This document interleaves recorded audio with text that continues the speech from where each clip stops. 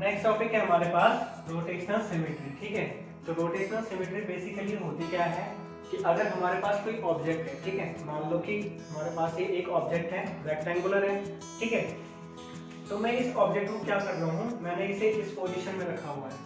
हम इसे 360 रोटेट करवाएंगे, मतलब एक बार पूरा रोटेशन करवाने पे कितना होता है 360 डिग्री। ठीक है,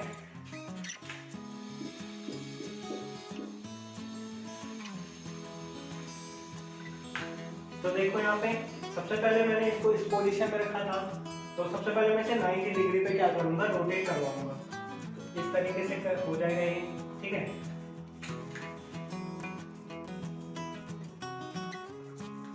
मतलब यहाँ पे देखो 0 डिग्री पे ये क्या कैसा था, इस तरीके से है। ठीक है, अब मैंने इसे क्या किया, रोटेट करवाया 90 डिग्री। 90 डिग्री रोटेट करवाने का मतलब इसको ऐसा कर दिया, तो यहाँ पे ये रोटेट होके कैसा हो गया, इस तरीके से हो गया ये। ठीक है, अब फिर मैंने इसको 180 डिग्री रोटेट करवाया। ठीक है, तो 180 डिग्री में ये क्या हो गया, फिर से इसकी पोजीशन क्या हो गई, इस साइड से हो गई। ठीक है, अब फिर से मैंने इसको क्या कराया, 270 डिग्री पे फिर से रोटेट करवाया, तो ये 270 डिग्री पे क्या आ गया, फिर से इस तरीके का हो गया। और फिर मैंने 360 डिग्री पे ये इस तरीके से रोटेट करवाया, तो 360 डिग्री पे ये फिर से क्या हो गया, इस तरीके से हो गया।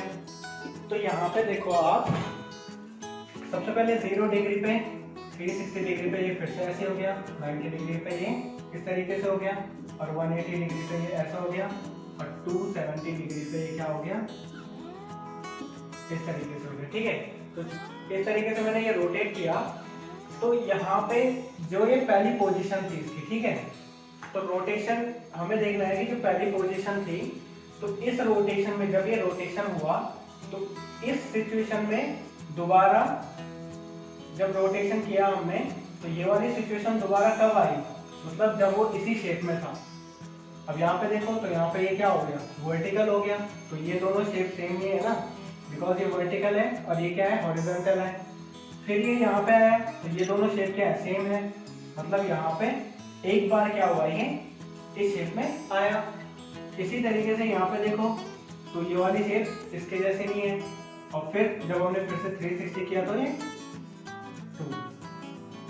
तो मतलब यहाँ पे इस पूरे एक रोटेशन में क्या हुआ, ये 2 बार अपनी पहली वाली सिचुएशन में आया। ठीक है, जैसे वो पहले था 0 डिग्री पे कैसा था, वो ऐसा था ना, तो फिर इसको जब 90 डिग्री किया तो इस तरीके से हो गया, 180 डिग्री किया तो फिर से इसी शेप में आया, और 270 किया तो इसी उसमें आया, और फिर 360 किया तो इस तरीके से आ गया। ठीक है, तो यहाँ पे देखो कितनी बार वो इस रोटेशन में अपनी पहले वाली पोजीशन, जैसे उसकी पहली पोजीशन थी, जैसे सिचुएशन उसकी कैसी थी, 0 डिग्री पे इस तरीके की सिचुएशन थी, तो इस रोटेशन में कितनी बार वो इस सिचुएशन में आया, एक 180 डिग्री पे और एक आया 360 डिग्री पे। तो ये जो 2 है हमारा, 2 टाइम्स आया ना वो, तो ये 2 क्या हो जाएगा हमारा, ऑर्डर ऑफ सिमेट्री। ठीक है,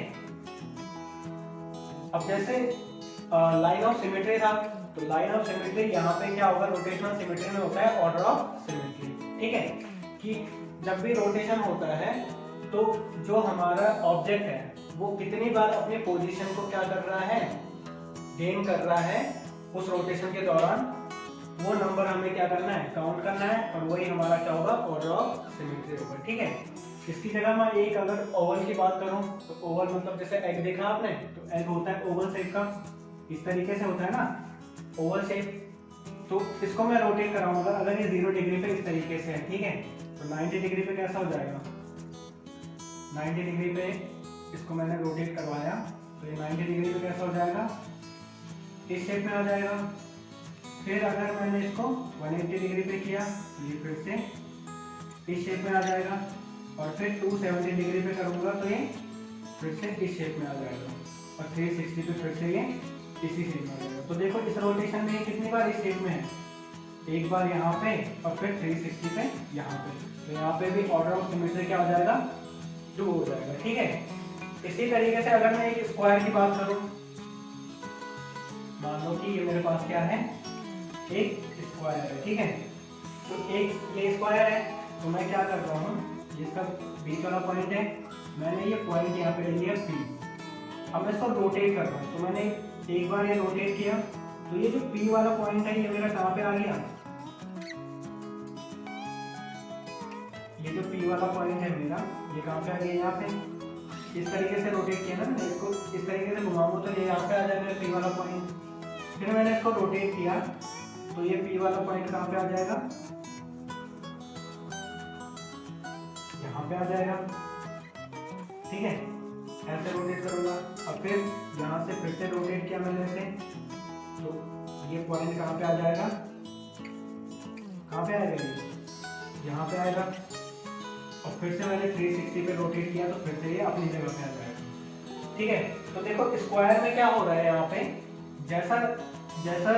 जैसे पोजीशन में ये यहाँ पे सेम पोजीशन यहाँ पे भी है, यहाँ पे भी है और यहाँ पे भी है, तो यहाँ पे ऑर्डर ऑफ सिमेट्री कितनी होगी, 4, बिकॉज स्क्वायर की सारी सेम होती है ना, तो जितना भी रोटेट करवाएंगे ये हर रोटेशन में क्या होगा, अपने सेम पोजीशन पे आएगा। तो यहाँ पे ऑर्डर ऑफ सिमेट्री क्या होती है, मतलब एक रोटेशन में ऑर्डर ऑफ सिमेट्री क्या होगी स्क्वायर की, 4। ठीक है, इसी तरीके से ये रेक्टेंगल का इस तरीके से होगा, ओवल का इस तरीके से होगा, और सर्कल का क्या होगा, सर्कल तो हमेशा एक ही पोजीशन में रहेगा ना, तो उसमें इनफाइनाइटी हो सकता है। ठीक है, तो ये हो गया ऑल अबाउट रोटेशनल सिमेट्री। अब हम एक्सरसाइज पे चलते हैं, एक्सरसाइज करते हैं। ठीक है।